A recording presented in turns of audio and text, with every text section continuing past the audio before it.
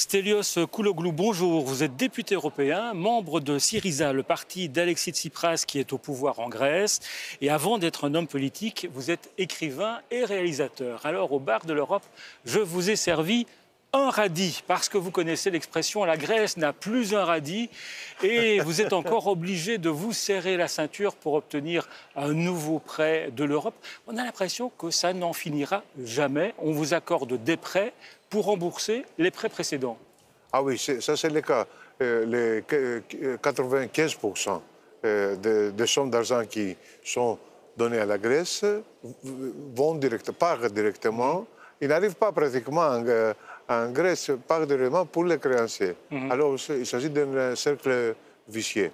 Mais merci pour ça, parce que ça donne à l'appétit. Hein, On va se le partager tout à l'heure. Alors, pour montrer que vous êtes un bon élève, vous avez adopté un nouveau plan d'austérité et les retraités vont être mis une nouvelle fois à contribution. Il paraît qu'il y a eu 13 réformes des retraites depuis 2010 pour un gouvernement qui se dit de gauche. Ça passe mal. Très mal. Ce sont des 13 ou 14. Des coupures, on discute de ça. Oui, seulement de ça. Hein. Mais par contre, on a dit que si vous votez cette mesure en code d'austérité, on va vous alléger la dette. Mais ce n'est pas le cas. On a voté, maintenant on dit non, non, non, on va attendre après les élections Allemagne, parce que maintenant, M. Schäuble ne veut parler franchement à ses électeurs. C'est en fait la grande question qui se posera notamment le 15 juin. Il y a une grande réunion des ministres des Finances de la zone euro. Va-t-on alléger, va-t-on effacer une partie de la dette grecque? On sait, comme vous le dites, que les Allemands bloquent, mais le FMI, il dit qu'il faut alléger cette dette grecque, elle est insupportable. Ah oui, parce que tout le monde connaît que la dette n'est pas soutenable. Mais d'un côté, on a l'insoutenable, les héritiers de M.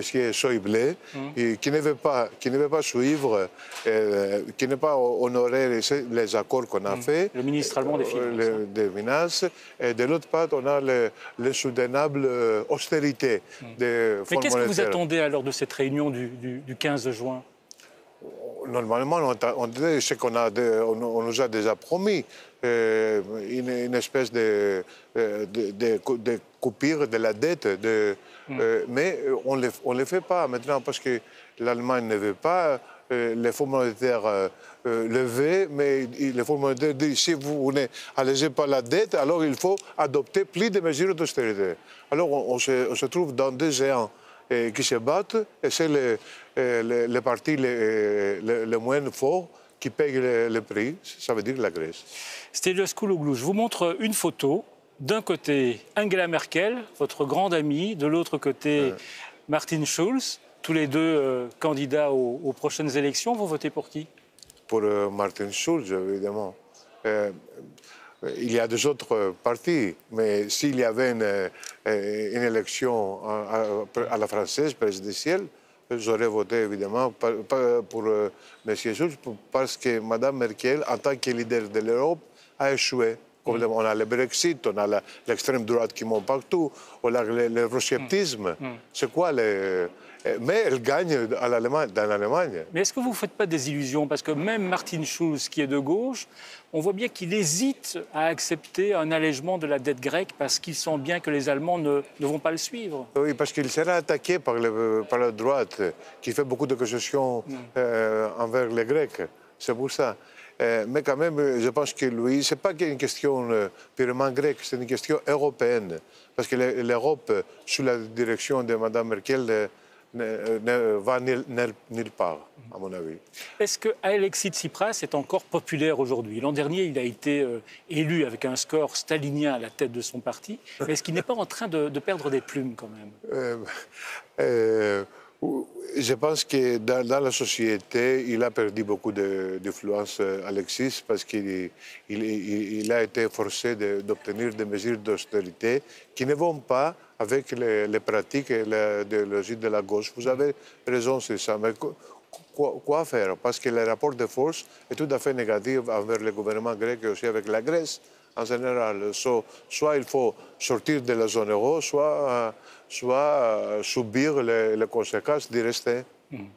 Stelios Kouloglou, prenez une petite boule surprise avec une question surprise. Ce que vous voulez. La rouge, non, la verte. La verte. La verte. L'espoir. Oui, l'espoir. Alors, pour ou contre une mosquée à Athènes, évidemment pour. Alors il faut expliquer qu'effectivement la première mosquée officielle, parce qu'il y en a d'autres, va être construite à Athènes. Je pense qu'Alexis Tsipras a donné son feu vert, mais on a l'impression que vous n'avez pas fait beaucoup de publicité autour de cette question-là. Vous avez peur que ça contrarie les citoyens grecs? Non, c'est plutôt la droite qui réagit.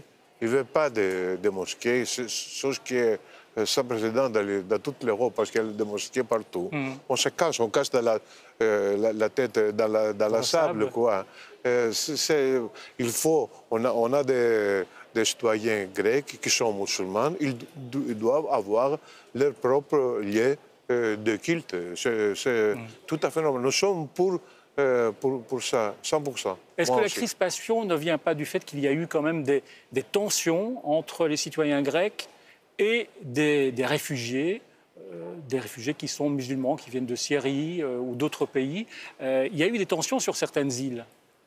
Oui, notamment sur les îles qui sont proches à la Turquie et qui chaque jour, même aujourd'hui, ils continuent à accepter des réfugiés. Alors, il y a des camps de réfugiés là où la tension est assez grande.